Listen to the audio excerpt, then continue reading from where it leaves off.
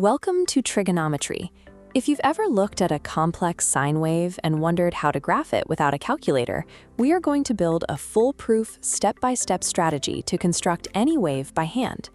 Look at how the unit circle relates to the wave. The sine wave is an unwrapped version of this circle. As the angle increases, the graph tracks how the y-value changes at every point. By identifying these specific angles on the unit circle, you can plot coordinates with mathematical precision.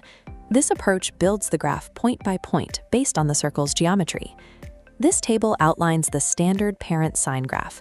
The basic sine function has a domain of all real numbers, a range between -1 and +1, an amplitude of 1, and a standard period of 2 pi.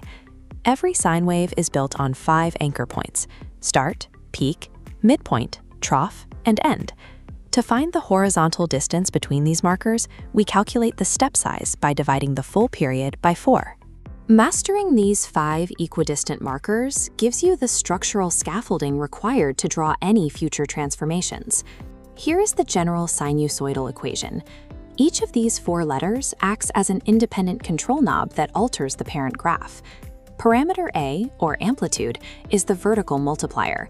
It stretches or shrinks the wave's height away from its center baseline. Here, an amplitude of 2 stretches the peaks and troughs to a magnitude of 2. Look at the dashed purple line on this graph. This represents parameter D, the vertical shift, which moves the entire system up or down to create a new baseline.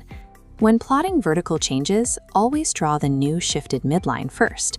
Only after that line is set do you measure the amplitude up and down from that new center. These 2 vertical parameters dictate the ceiling and the floor of the wave, establishing the environment before we calculate any horizontal movement. Parameter B controls the period, which determines how fast the wave cycles. Using the formula 2 pi divided by b, we can see how the wave compresses or expands horizontally. Changing the period directly alters our step size formula. We recalculate that distance to find the exact alignment for our 5 anchor points, which in this example is pi over 4. Parameter C is the phase shift, or horizontal starting position.